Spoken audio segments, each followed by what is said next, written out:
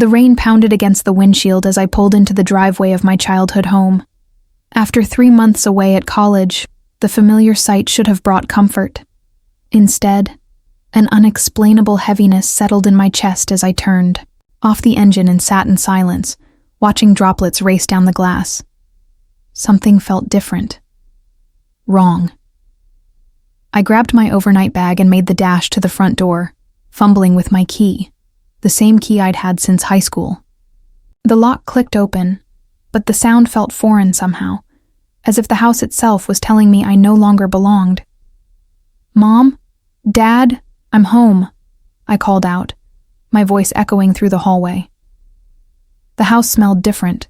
Unfamiliar perfume hung in the air, mixing with my mother's usual cinnamon potpourri. Mom appeared from the kitchen, wiping her hands on a dishcloth. Her smile didn't reach her eyes.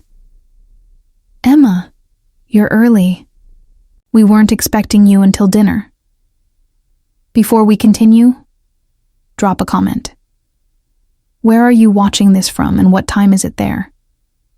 I'd love to know how far this story is reaching." I set my bag down and moved to hug her. But something in her posture made me hesitate. She seemed rigid, uncomfortable.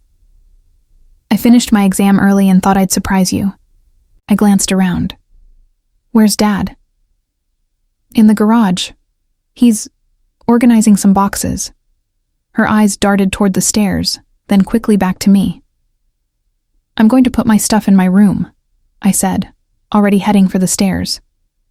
"Emma, wait." But I was already halfway up, my feet following the familiar path to the second door on the right. My door. The door that had once been decorated with magazine cutouts and Polaroids, now bare except for a handwritten note. Lila's room. I stood frozen, staring at the unfamiliar handwriting. My cousin's name where mine should be. I pushed the door open slowly, as if giving it time would somehow change what I'd find inside. A stranger's suitcase lay open on what used to be my bed.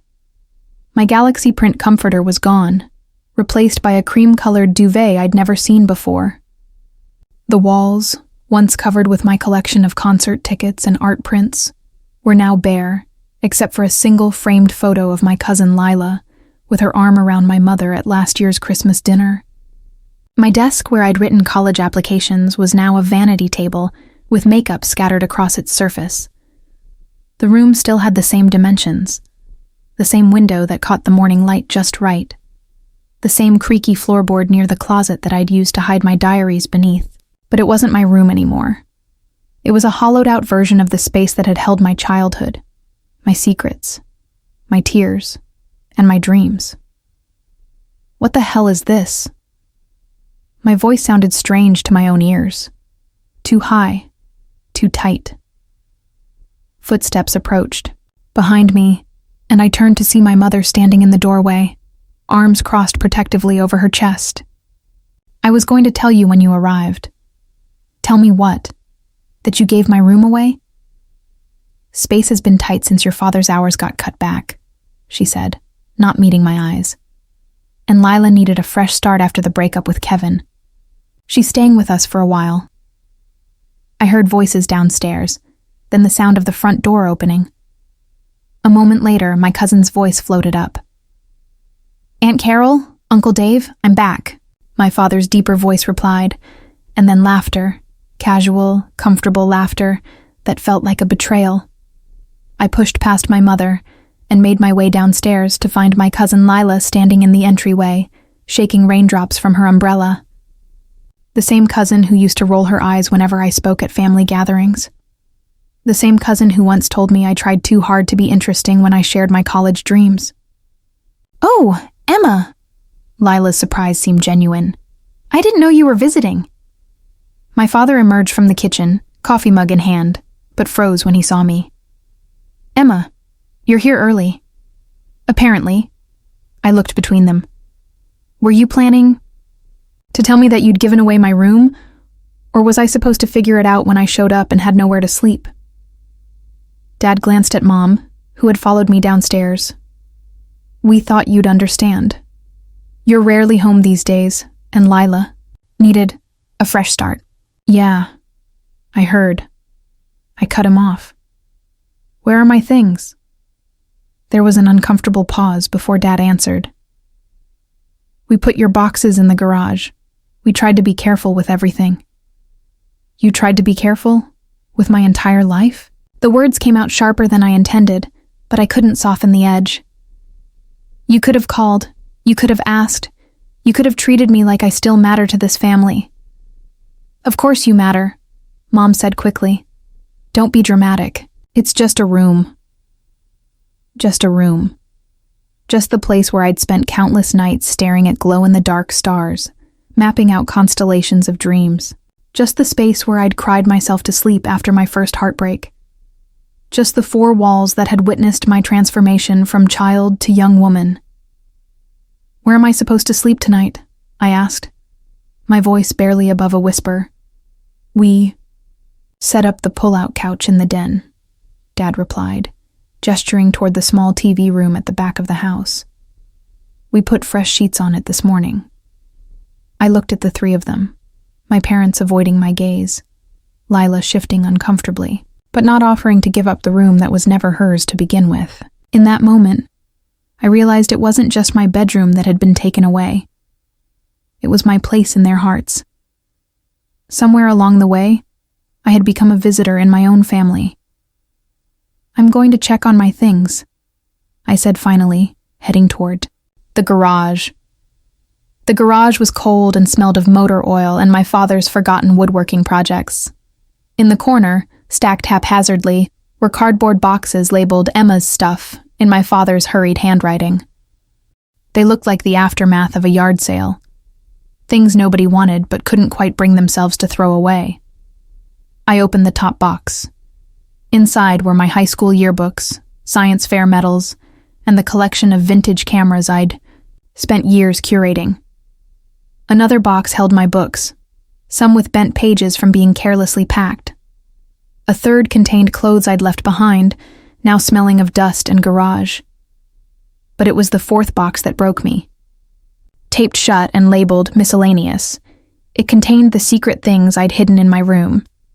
Journals filled with private thoughts, letters from my first boyfriend, the anxiety medication I'd been too embarrassed to tell my parents about, and the portfolio of drawings I'd never shown anyone. My private world, exposed and boxed up like old Christmas decorations.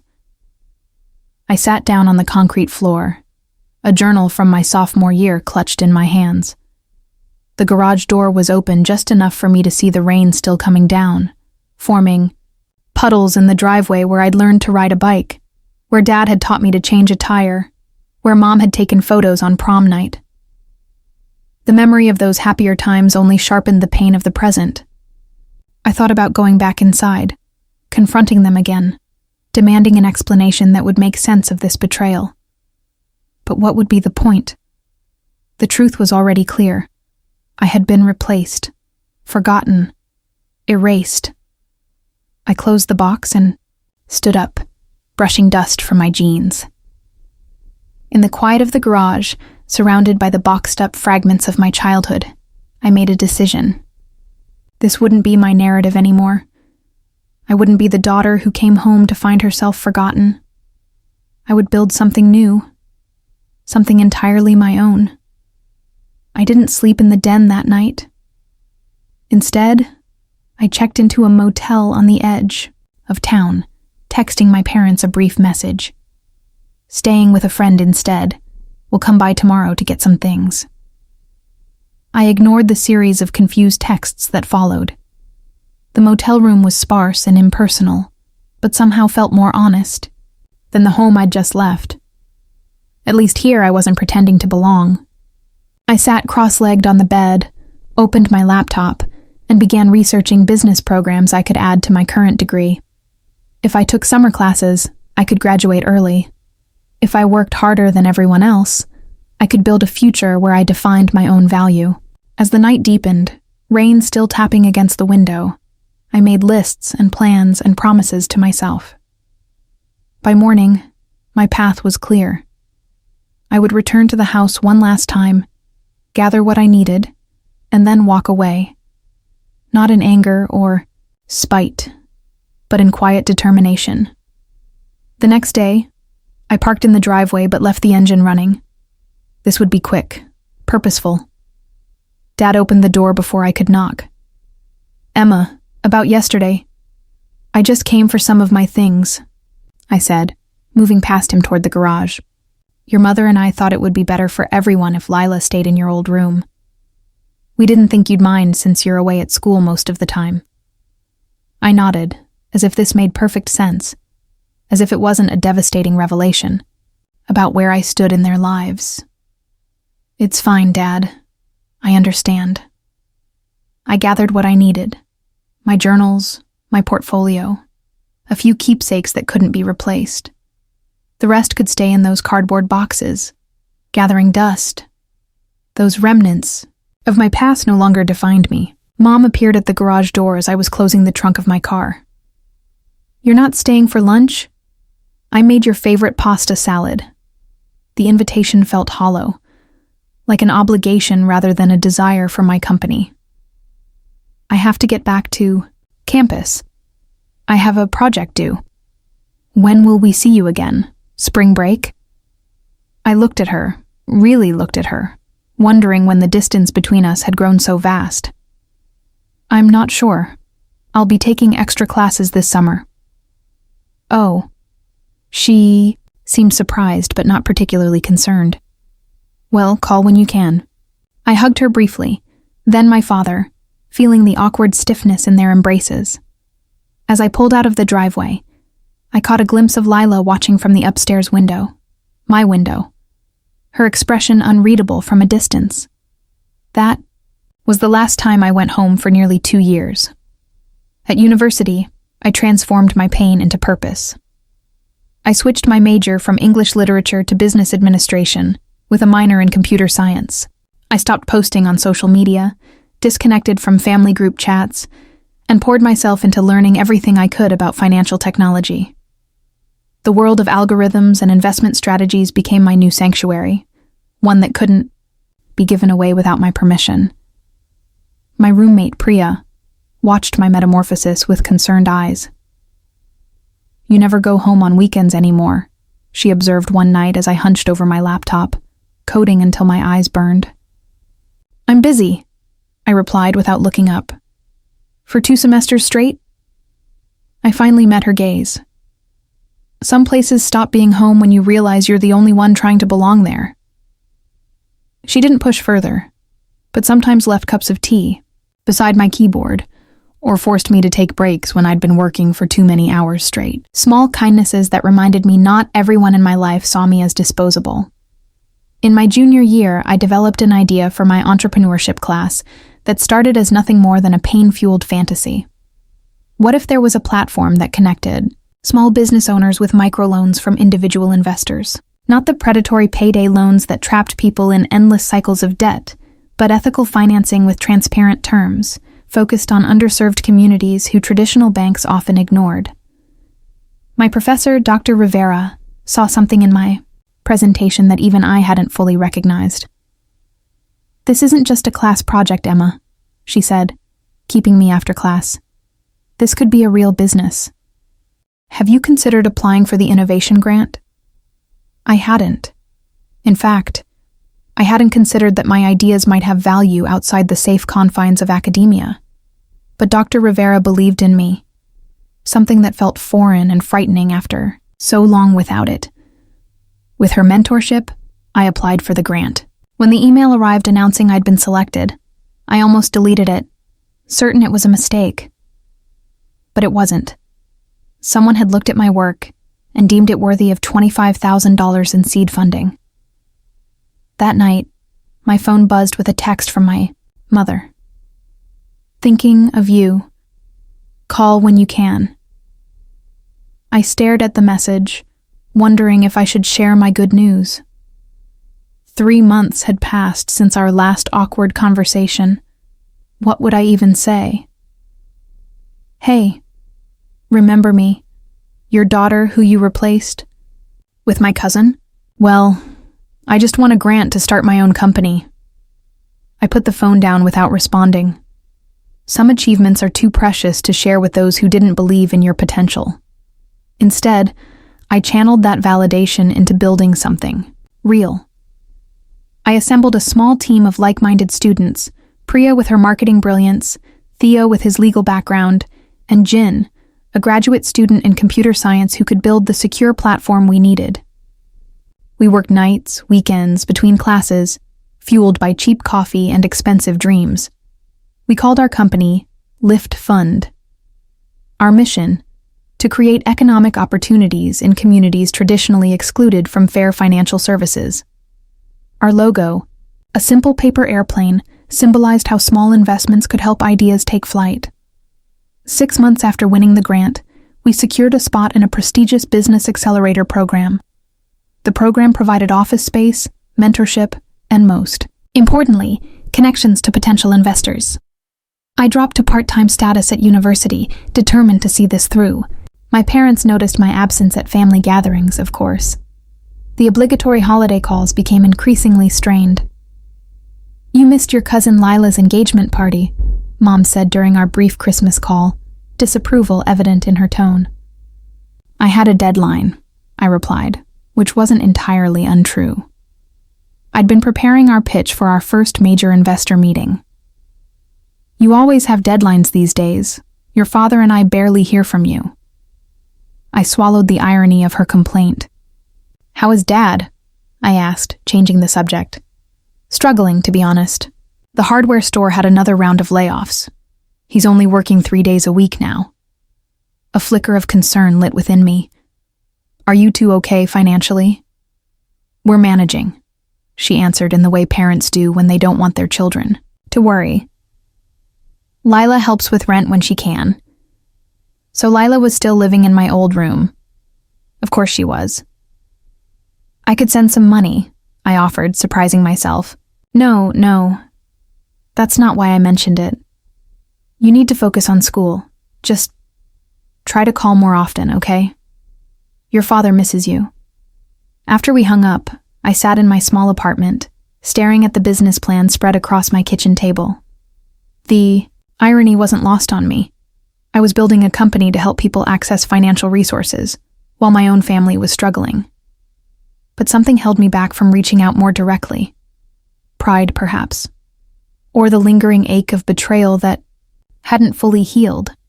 The investor meeting exceeded our wildest expectations. A venture capital firm specializing in fintech startups offered us $500,000 in exchange for a 15% stake in Lift Fund. Suddenly, we weren't just playing at being entrepreneurs. We were becoming the real thing. We moved into proper offices, hired our first full-time employees, and launched a beta version of our platform. The first few months were terrifying and exhilarating in equal measure.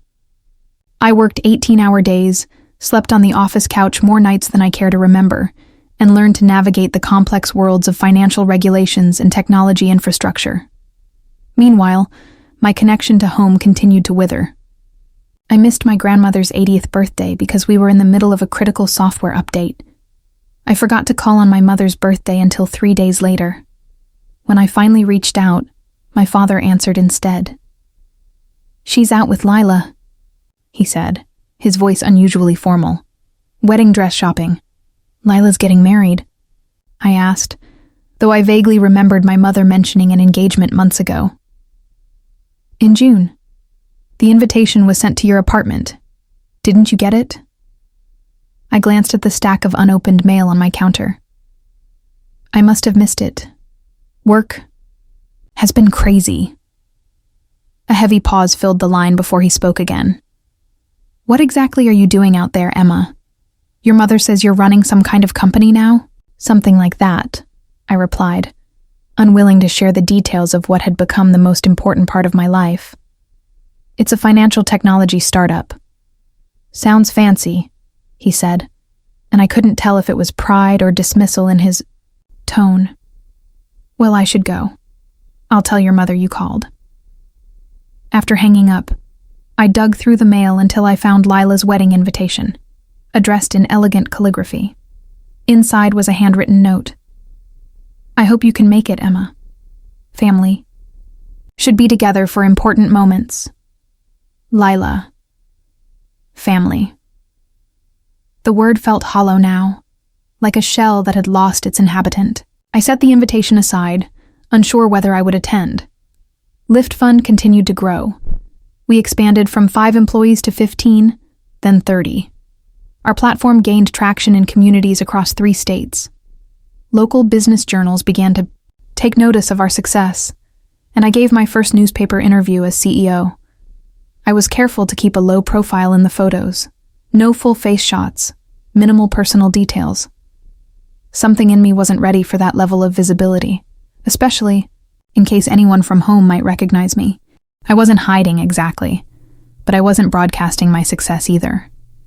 The quiet girl whose room had been given away was now leading a company valued at $7 million. But that felt like a secret I wasn't ready to share with those who had underestimated me. I did attend Lila's wedding, arriving late and sitting in the back row. I watched my parents walk her down the aisle alongside her own father, my uncle, who had been absent most of her life. They looked proud, prouder than I could remember, them looking at my college graduation, which they had attended with distracted glances at their watches. At the reception, my mother embraced me with surprise. "Emma, we didn't think you were coming. You never RSVP'd. Last-minute change of plans," I said, accepting a glass of champagne from a passing waiter. The ceremony was lovely. "Lila will be so glad you're here. She's always looked up to you, you know." I nearly choked on my champagne. "Has she?" Mom patted my arm. "Of course. Your success at school, your independence. She talks about you all the time." The irony was almost too much to bear. I excused myself and found a quiet corner of the venue to collect my thoughts. From across the room, I watched my family, aunts, uncles, cousins, laughing and dancing, their connections to each other seemingly effortless. I felt like an anthropologist, observing a culture I once belonged to but could no longer understand. My father found me there, 2 glasses of whiskey in hand. He offered one to me silently.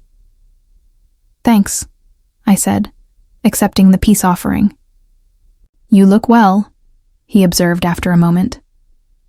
"Whatever you're doing out there, it suits you." I nodded, unsure how to respond to this unexpected acknowledgement. "Your mother and I," he began, then stopped, staring into his glass. "We're proud of you, Emma, even if we don't always show it right." The words should have healed something in me, but they felt too little. Too late. "Thanks, Dad." "Things have been tough at home," he continued, his voice lower. "The store's not doing well. Your mother's had to pick up extra shifts at the hospital, and Lila..." "Is Lila still living with you?" I asked, already knowing the answer. He nodded. "She and Kevin will move out eventually, once they save enough for a deposit on an apartment." "So they're both staying in my old room now?" Dad winced at my directness. "Emma, it's fine." I cut him off. "Really? I understand." We stood in uncomfortable silence until a cousin called him away for a family photo. I checked my watch, made my excuses, and left before the cake was cut. In the Uber back to my hotel, I received an email from our development team about a successful test of our new lending algorithm. The notification felt like a lifeline, pulling me back to a world where I had value, where I had built something meaningful with my own hands. 2 weeks after the wedding, Lyft Fund closed another round of funding, $10 million that would allow us to expand nationwide. I signed the paperwork with steady hands, no longer the uncertain student with a class project, but a CEO who had earned the respect of some of the most discerning investors in the industry. That night, I celebrated with my team at an upscale restaurant, accepting their congratulations with a grace that felt increasingly natural. As glasses clinked around me, I thought about how far I'd come from that rainy day in my parents' garage, surrounded by cardboard boxes of my discarded life. "To Emma," Priya toasted, raising her glass, who saw an opportunity where others saw only obstacles. The table erupted in cheers, and for a moment, the warmth of belonging washed over me. This was my family now. These people who believed in my vision, who worked alongside me to make it real. They had never seen me as disposable or replaceable. They had never given away my place at the table. Later that week, our PR team arranged for me to be interviewed by a prominent business magazine. The article, titled Rising Stars 30 Under 30 Entrepreneurs Changing Finance, featured a professional photo of me standing in our office, arms crossed, the company logo visible on the wall behind me. It was the first time I had allowed my full image to be published in connection with Lift Fund. The morning the article was published online, I received a text from a number I hadn't saved but instantly recognized. My cousin Lila. "Is this really you?" she wrote, attaching a screenshot of the article. Kevin showed it to me, said the founder of Lift Fund looked familiar. I nearly fell off my chair. I stared at the message, uncertain how to respond. Part of me wanted to ignore it, to maintain the distance I had carefully cultivated. Another part was curious about how this revelation would ripple through my family. "Yes, it's me," I replied simply. "OMG, why didn't you tell anyone? This is huge. Does Aunt Carol know?" "No," I typed, and I'd prefer to keep it that way for now. 3 dots appeared as she typed, disappeared, then reappeared. "Of course, if that's what you want, but I'm really proud of you, Emma. What you've built is amazing." Her praise felt strange coming through the screen, hollow yet somehow genuine. I thanked her politely and asked her not to share the article with my parents. She agreed, though I suspected the promise wouldn't last long. News like this had a way of finding its path, especially in families hungry for something to celebrate. I was right. 3 days later, my mother called. "Why didn't you tell us?" she demanded without preamble. "We had to hear about your company from Lila, of all people." "It never came up," I said, keeping my voice neutral as I looked out over the city from my office window. "You never asked what I was working on." "Because you barely talk to us anymore." "Emma, the article says your company is worth millions. Millions. And you're the CEO?" "Yes." "I don't understand why you'd keep this from us. We're your parents." The hurt in her voice might have moved me once, but now it just felt like another attempt to make me responsible for a distance they had created. "I've been focused on building the business," I said. "It's taken everything I have." "Well, your father and I are very proud," she said, her tone softening. "We always knew you'd do something special." Had they? I couldn't remember a single moment when they had expressed such faith in me. But I thanked her anyway, promised to call more often, and ended the conversation as quickly as I could without being rude. That night I scrolled through old photos on my phone, images from before college, before the room incident, when I still felt connected to my family. There was one of my father teaching me to change a tire, his face alight with paternal pride. Another of my mother and me baking Christmas cookies, flour dusting our cheeks as we laughed at some forgotten joke. A family vacation where we all crowded into a photo booth making silly faces. Had I imagined the closeness in those moments? Or had something fundamental changed when I left for college? Some shift in how they saw me, from daughter to occasional visitor. I couldn't pinpoint exactly when or why the fracture had occurred, only that the room incident had made it impossible to ignore. As the weeks passed, my parents began mentioning financial troubles more frequently during our calls. The hardware store where my father worked was closing permanently. My mother's hours at the hospital had been reduced.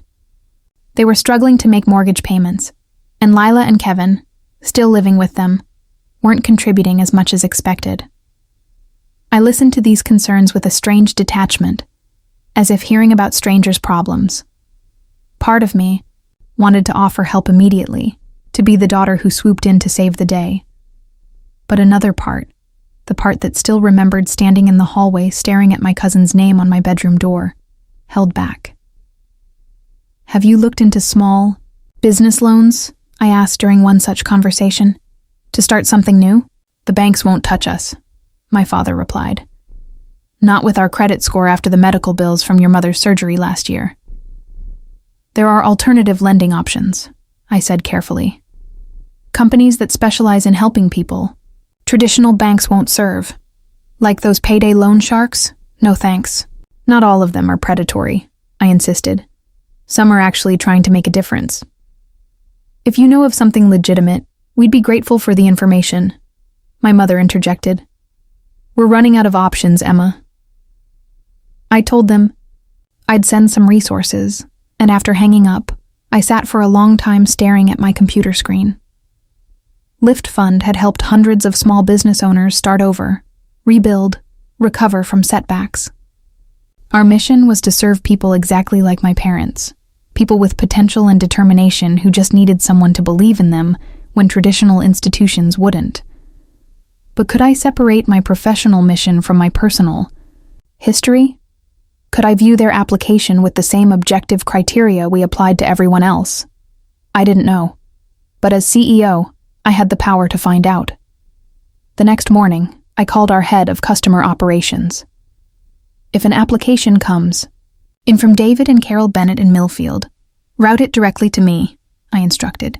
I want to review it personally. May I ask why?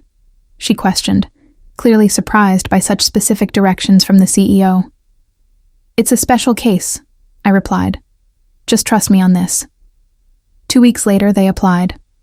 I received the notification on my phone during a board meeting and had to force myself to focus on the presentation instead of immediately opening the application. When the meeting finally ended, I retreated to my office, closed the door, and pulled up their file.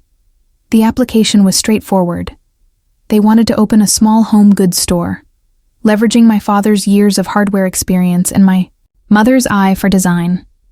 They needed $75,000 for initial inventory, store renovations, and operating costs for the first 6 months. Their credit score was indeed poor, but their business plan was solid, realistic projections, clear understanding of their target market, thoughtful analysis of local competition. Under normal circumstances, our algorithm would have flagged them as moderate-risk borrowers, likely eligible for a loan, but at higher interest rates. As I reviewed their financial details, the professional part of my brain acknowledged the risk factors. The personal part remembered my father teaching me how to build a bookshelf, explaining the differences between woods, showing me how to measure twice and cut once. I called our CFO into my office. I need your objective opinion on this. Application, I said, turning my screen so she could see it. The algorithm has them at moderate risk, but I'm wondering if we're missing something. She reviewed the file carefully, asking a few clarifying questions. The business plan is surprisingly strong, she noted. Local market research is thorough. Their industry experience is a plus. The main red flag is the medical debt, but that's circumstantial rather than indicative of poor financial management. So you'd approve it? With some conditions, yes. Maybe start with $50,000 instead of the full $75,000. Reassess after 6 months. Lower interest rate than the algorithm suggests. I'd say 6% instead of 9%. They're exactly the type of borrowers we created this platform to serve. I nodded, feeling a strange mix of pride and vindication. My professional judgment aligned with hers. These were worthy borrowers who deserved a chance, regardless of my personal connection. I'll handle this one personally, I told her, and I'd like to add a clause to the loan agreement. What kind of clause? She asked, curiosity evident in her tone. A forgiveness option, I replied, if certain conditions are met. She raised an eyebrow but didn't question further.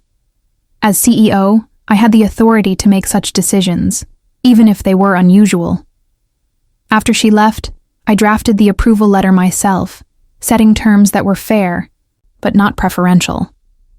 I added the special clause at the end.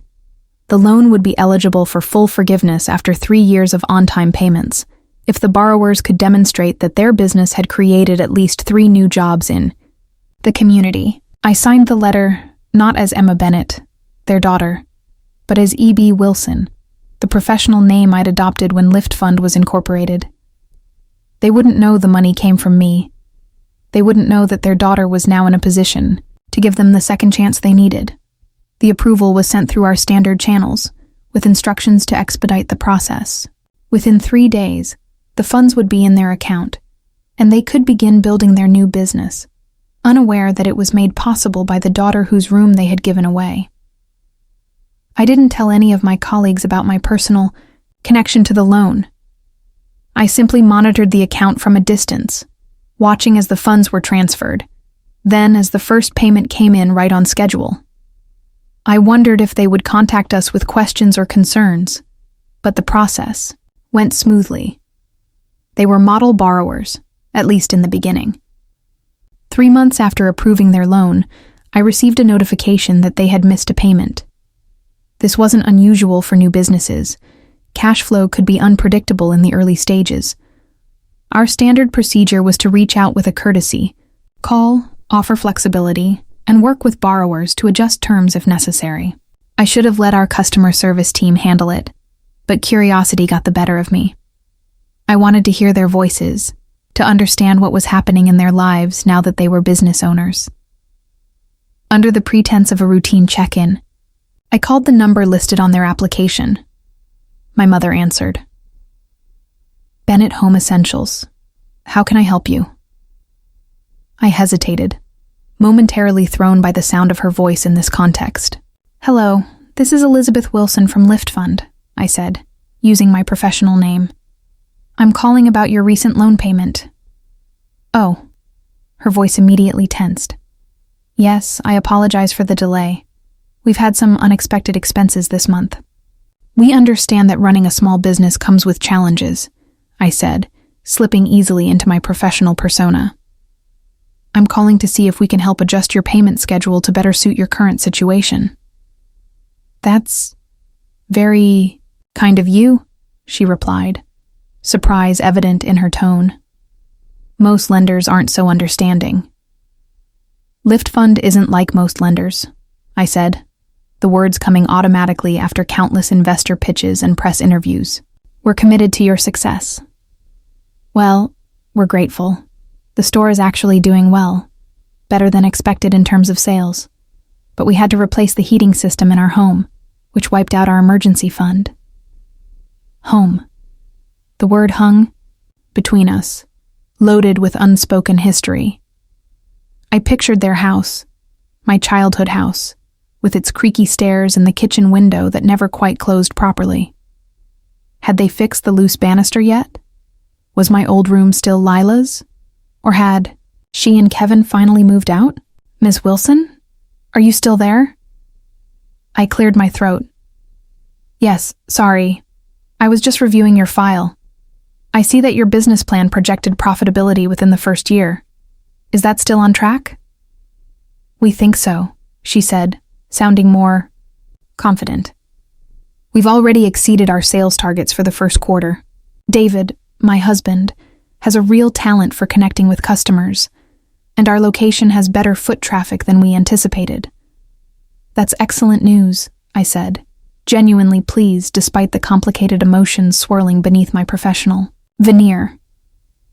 In that case, I'd like to offer you some flexibility on this month's payment. We can add it to the end of your loan term, so you won't face any penalties or increased interest. You'd do that? The relief in her voice was palpable. That would make a huge difference for us. Of course. It's what we're here for. I paused, then added, I'd love to hear more about your business model. It's quite impressive from what I've seen in your file. Oh, well, we specialize in locally made home goods, everything from furniture to textiles to kitchenware. We partner with artisans within a 50-mile radius to showcase their work alongside more commercial products. Pride radiated through her words. The same tone she had used when talking about Lila at the wedding, I realized with a small pang. That's a wonderful niche, I said. Community-focused businesses like yours are exactly the type of enterprise Lift Fund was created to support. We talked for another 10 minutes about their business strategies and future plans. She mentioned that my father had started woodworking again, creating custom furniture pieces that had become their best sellers. She didn't once mention their daughter who worked in finance, who they hadn't seen in months, who had built the very company that was now supporting their dreams. Before ending the call, I made a decision. Mrs. Bennett, I'm going to make a note in your file. If you ever need to speak with someone directly about your loan, you can ask for me by name. Elizabeth Wilson. Thank you, Ms. Wilson. You've been so kind. After hanging up, I sat at my desk for a long time, staring at their loan file on my screen. The conversation had left me feeling hollow, yet strangely satisfied. I had helped them in a way that preserved my professional integrity. No special treatment, just the same flexibility we offered any promising business facing temporary setbacks. Yet I couldn't ignore the irony. My parents, who had so easily discarded my place in their home, were now beneficiaries of the company I had built from that very rejection. The narrative had a certain poetic symmetry that would have delighted my former English literature professors. Over the next few months, I monitored their loan account from a distance. They never missed another payment. In fact, they occasionally paid more than the minimum required, slowly building equity in their business dream. I found myself checking their social media pages. Bennett Home Essentials had a growing following, with customers posting photos of their purchases and praising the personalized service. One photo caught my attention. My father standing proudly beside an intricately carved bookshelf, his hands resting on the wood with familiar confidence. The caption read, Master Craftsman David Bennett with his latest creation. Custom orders available. He looked older than I remembered, gray hair now dominating his temples, lines deeper around his eyes. But he also looked happier, more vital, than during those final visits home, when the weight of financial stress had stooped his shoulders and dulled his gaze. My company had given him that renewed purpose. The thought lingered with surprising warmth. 6 months into their loan term, I received another notification, not of a missed payment, but of a special request. They wanted to apply for additional funding to expand their business.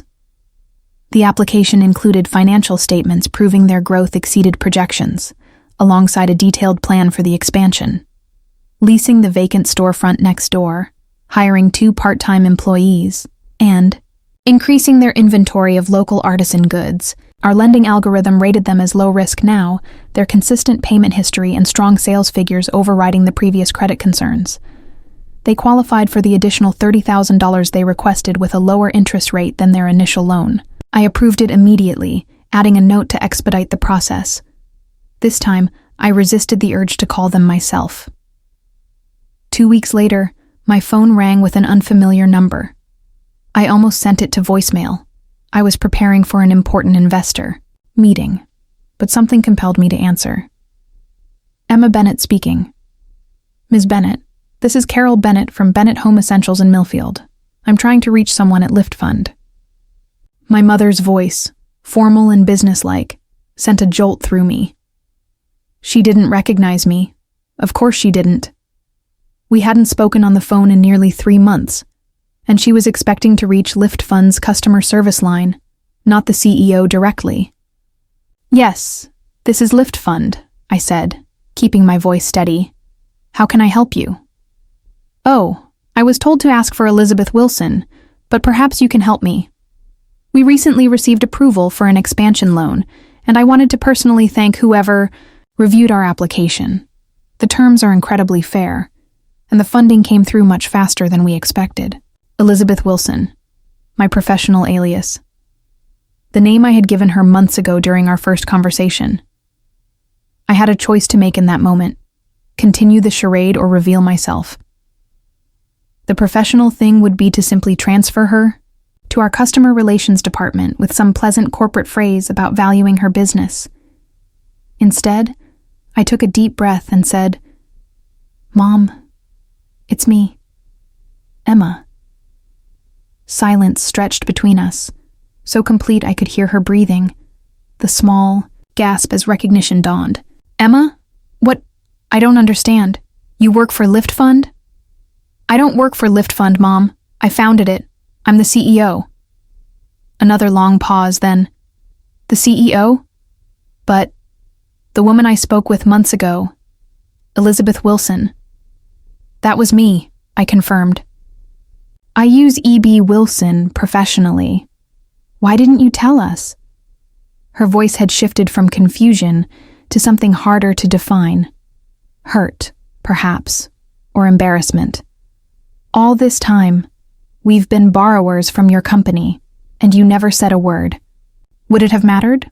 I asked, the question emerging more sharply than I intended. Would knowing the money came from me have changed anything? Of course it would have. We wouldn't have taken it, for one thing. We don't need charity from our own daughter. It wasn't charity, I said firmly. Your application was evaluated on its merits, just like every other loan we approve. The business plan was solid. The market research was thorough. You qualified. But you're the one who approved it, she pressed. You gave us special treatment. I ensured there was no special treatment, I corrected her. I had our CFO review your application independently. The terms you received are standard for borrowers with your profile. More silence, then a soft, disbelieving laugh. All those magazine articles about the brilliant young entrepreneur changing the face of community lending, that was you? Our Emma? Our Emma. As if I still belonged to them in some way. Yes, I said simply. Does your father know about this? No. No one knew except me until now. I heard muffled sounds. A door closing, a chair scraping. She was moving somewhere more private. Why? She asked finally, her voice smaller now. Why didn't you tell us what you were building? Why the secrecy? And why would you lend to us anonymously, instead of just helping us directly if you have all this success? The questions hit at the heart of everything I'd been feeling since that rainy day years ago. I could have given them platitudes about professionalism and boundaries. I could have claimed it was just simpler this way. But after years of distance, something in me craved honesty. Because I needed to know if you would succeed on your own merits, I said. And because I needed to know if I could make this decision objectively, as a businesswoman rather than a daughter. I don't understand. When I came home that weekend and found my room given to Lila... Oh, Emma, not that again. It was years ago. The dismissal stung, proof that she still didn't understand the significance of what they had done. It wasn't just a room, Mom. It was my place in your lives. One day I belonged, and the next day I didn't. You replaced me without a second thought. That's not fair, she protested.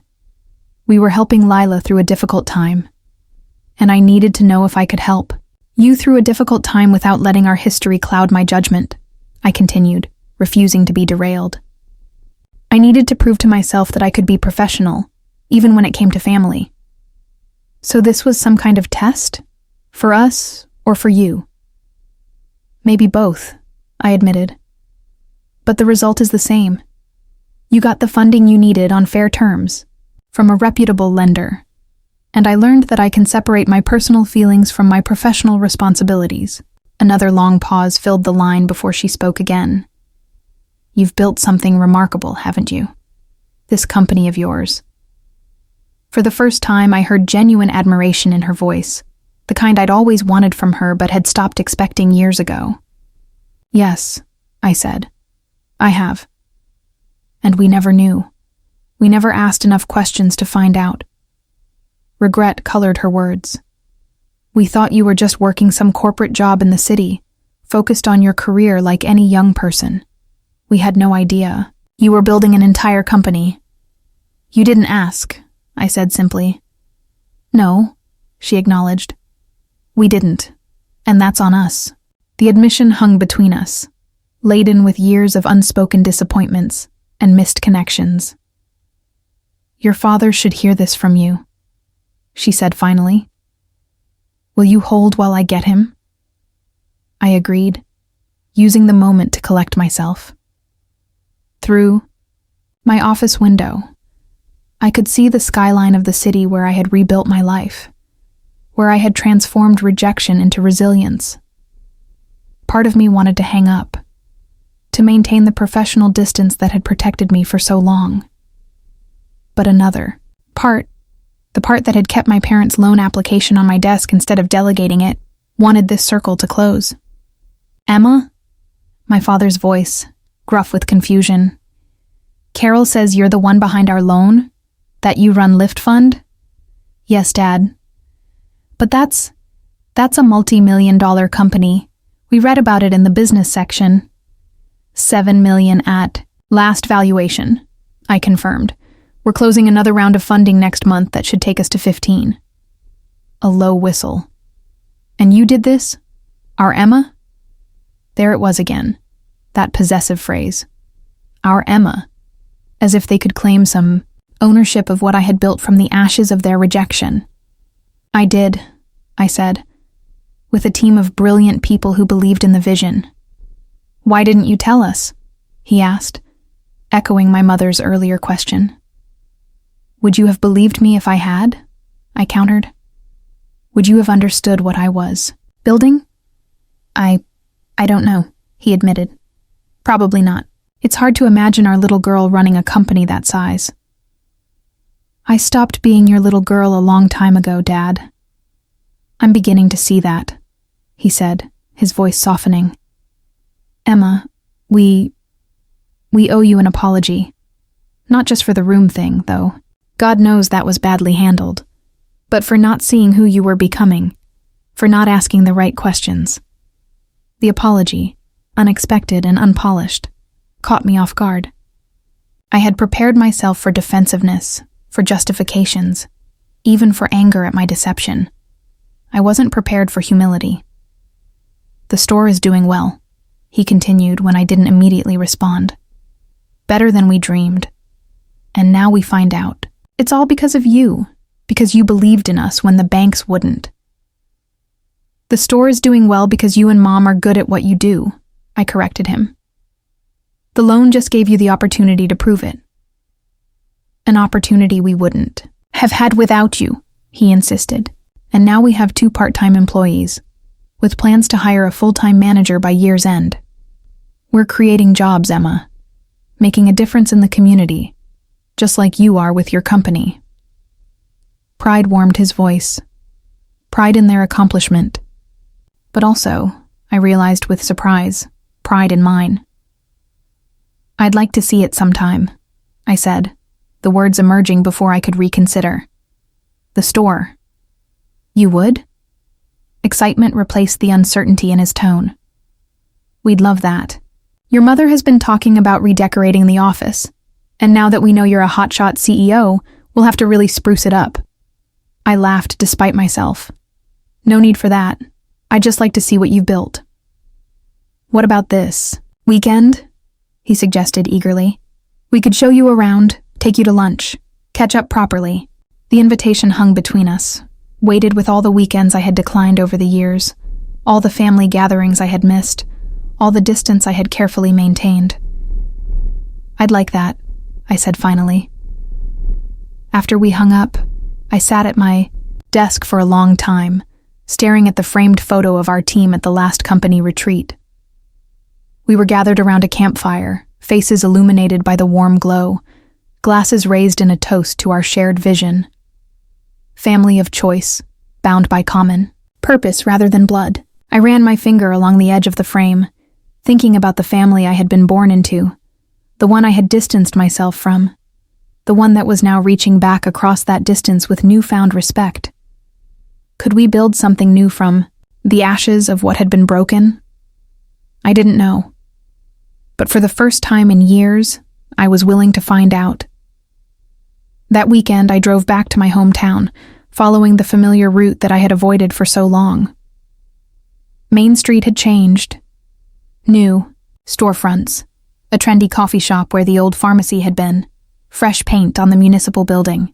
I found Bennett Home Essentials easily, the elegant sign hand-carved by my father, the display window artfully arranged with locally crafted furniture and textiles. Through the glass, I could see my mother assisting a customer, animated as she described something about the item in her hands. My father emerged from the back room carrying a small table, his face lighting up as the customer exclaimed over the craftsmanship. They looked different somehow, more vibrant, more present than I remembered them. This was who they were meant to be, I realized. Not struggling employees living paycheck to paycheck, but creative entrepreneurs sharing their passion with their community. And I had helped make it possible, not as their daughter seeking approval, but as a businesswoman, recognizing potential. I pushed open the door, the small bell announcing my arrival. They both looked up, their expressions shifting from professional welcome to personal joy as they recognized me. Emma. My mother hurried over, hesitating just briefly before embracing me. You're here. I said I would be, I replied, returning the hug with only a moment's awkwardness. My father joined us, pride evident in his stance as he gestured around the store. What do you think? Not bad for a couple of old-timers, right? I looked around at the tasteful displays, the quality merchandise, the subtle branding that tied everything together. It's beautiful, I said honestly. You've created something special here. They showed me around eagerly. The workshop in the back where my father created his custom pieces, the newly acquired space next door that would soon become a gallery for local artists, the office where my mother tracked inventory and managed their growing online presence. And this, my father said, leading me to a corner display near the register, is our best seller. It was a bookshelf, not large or particularly ornate, but perfectly proportioned, with an inlaid design of a tree whose branches form the supports for the shelves. The knowledge tree, we call it, he explained, running his hand lovingly over the wood. Each shelf represents a stage of growth. I studied the craftsmanship, impressed by the precision of the inlay, the subtle graduation of the wood tones. It's exquisite, I said. The design was inspired by you, actually, he added quietly. I remembered how you always had books everywhere in your room, organized in some system only you understood. How you used to say that books were like living, things growing inside you long after you finished reading them. The memory caught me by surprise, a conversation from high school that I had forgotten but he had carried with him. We have lunch reservations at Cooper's in 20 minutes, my mother interjected. But before we go, we have something to show you. They exchanged a meaningful glance before leading me out of the store and up the exterior staircase to the apartment above, a space I hadn't known existed. We're renovating it, my father explained as he unlocked the door. Going to be a short-term rental for tourists once it's finished. The space was mid-renovation, with fresh drywall in some areas and exposed beams in others. They led me through to a room at the back, a bedroom with a large window that faced east, where the morning sun would stream in. We thought this could be your room, my mother said hesitantly. When you visit, if you want. I stood in the doorway, taking in the empty space with its potential for new beginnings. Not my childhood room given away without consideration, but a new space offered with intention, with acknowledgement of my adult identity. The apartment has a separate entrance, my father added. So you'd have your privacy. Come and go as you please. Stay as long as you like. It was an olive branch, awkwardly extended but sincere, an acknowledgement of past hurt, and an invitation to create something new. I'd like that, I said finally, surprised to find I meant it. Over lunch, we talked more openly than we had in years. I told them about the early days of Lift Fund, the challenges and triumphs of building a company from scratch. They shared stories about their customers, their plans for the business, the community they were creating among local artisans. We should apply for a forgiveness review next year, my father mentioned as we finished dessert. Elizabeth, you mentioned something about loan forgiveness after 3 years if we created jobs. You don't need to wait 3 years, I said. The forgiveness clause was my addition to your loan agreement. It's at my discretion. They exchanged surprised glances. You would do that? My mother asked. Forgive the loan entirely? I considered the question, weighing professional ethics against personal feelings. Not entirely, I decided. That wouldn't be fair to our other borrowers, but I could convert a portion of it to a grant in recognition of your community impact. We do that sometimes for businesses that exceed expectations. We don't want special treatment, my father said, his pride evident. We can pay back every penny. It's not special treatment, I assured him. It's company policy for businesses that are creating meaningful change in their communities. You qualify. My mother reached across the table and took my hand, a gesture so unexpected I almost pulled away. We're so proud of you, Emma. Not just for your success, but for the integrity with which you've built your company. You've created something that helps people like us start over. I had good teachers, I replied, surprising myself with the admission. You both taught me the value of hard work, of standing by your word. We made mistakes, my father said, quietly. With you. With how we handled things when you went to college. Yes, I agreed, unwilling to pretend otherwise. You did. But look at us now, my mother said, gesturing around the table. All of us starting new chapters, building new rooms in our lives. The metaphor wasn't lost on me. Rooms could be given away, but they could also be built anew, with stronger foundations and clearer boundaries. As we walked back to the store, my father mentioned casually, Lila, and Kevin bought a house, by the way. Moved out last month. Oh? I kept my tone neutral. That's good news. It is, he agreed. For everyone. They needed their own space, and to be honest, so did we. We reached the store, where a small group of customers was waiting for the afternoon reopening.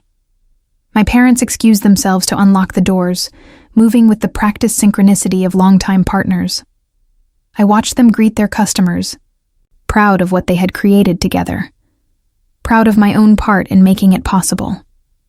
I didn't stay in my newly offered room that night. I had meetings back in the city the next morning. But I promised to return in a few weeks to see the renovation. Progress. As I drove away, I caught a glimpse of them in my rearview mirror, standing together in front of their store. Not the parents who had carelessly given away my room, but business owners who had taken a risk and succeeded. Not the daughter who had been replaced, but a CEO who had built a company that changed lives, including, ironically, theirs. The fracture between us hadn't healed completely. Perhaps it never would. But we were building something new in the space between who we had been and who we were becoming. Something more honest, more equal, more worthy of the word family.